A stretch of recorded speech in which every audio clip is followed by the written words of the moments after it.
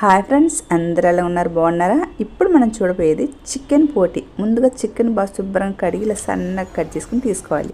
1 table spoon పసుపు, సరిపడా కారం, 1 టేబుల్ స్పూన్ చికెన్ మసాలా, సరిపడా ఉప్పు, ఒక చిన్న కప్ అంత పెరుగు వేసుకుని బాగా కలుపుకొని ఒక 15 నిమిషాలకు మూత పెట్టి పక్కన పెట్టేయాలి. బౌల్ తీసుకోవాలి. ఇందులో కొద్దిగా గోధుమ పిండి వేసుకొని జల్లించి తీసుకోవాలి.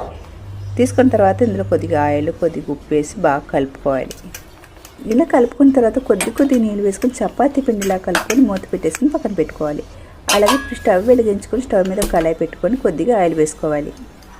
ఆయిల్ హీట్ ఎక్కిన తర్వాత ఒక ఉల్లిపాయ కట్ చేసుకుని వేసుకోవాలి. అలాగే ఒక 4-5 పచ్చిమిరపకాయలు సన్నగా కట్ చేసుకుని వేసుకోవాలి.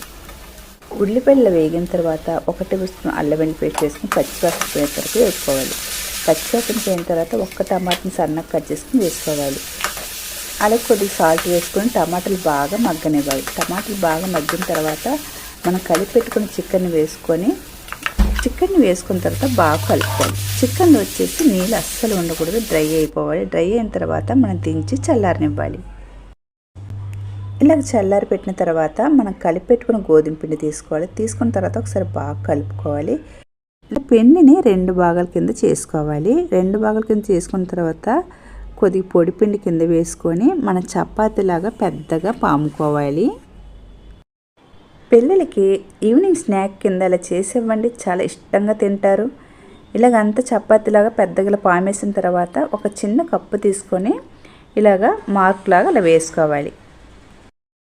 చిన్న చిన్న రౌండ్ షేప్లో ఇలా చపాతీలు వచ్చిన తర్వాత ఇలా తీసుకున్న తర్వాత మనం ఫ్రై చేసి పెట్టుకున్న చికెన్ని వేసుకొని మధ్యలో చికెన్ పెట్టేసిన తర్వాత ఇలాగా పక్కనుండి పిండినంతా ఇలాగా కుచ్చుల్లాగా పెట్టేయాలి. పిండినంతా మన సారీస్కి ఎలా పెడతామో అలాగ కుచ్చులు పెట్టేసి పైన ఇలా నొక్కి ఇలాగ పక్కన పెట్టుకోవాలి.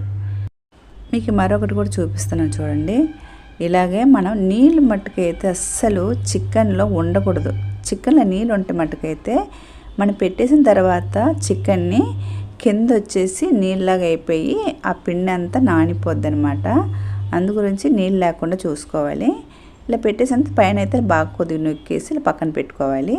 ఇలాగ అన్నీ ఒకేలాగా ఇలా అన్నీ చేసి పెట్టేసుకున్న తర్వాత ఇప్పుడు మన స్టవ్ మీద ఒక ఇడ్లీ పాత్ర పెట్టేసి కొద్దిగా నీళ్ళు వేసుకున్న తర్వాత ఇలాగ పై మూత మీద పెట్టేసుకొని ఒక 5 నిమిషాలకి ఉడికించుకోవాలి. 5 నిమిషాల తర్వాత తీసుకోవాలి. ఇప్పుడు స్టవ్ మీద ఒక కళాయి పెట్టేసి ఆయిల్ వేసుకున్న తర్వాత ఆయిల్ బాగా హీట్ ఎక్కిన తర్వాత మనం తయారు చేసి పెట్టుకున్న చికెన్ పోటీని ఇలాగ ఆయిల్ వేసుకొని బాగా ఫ్రై చేసుకొని తీసుకోవాలి.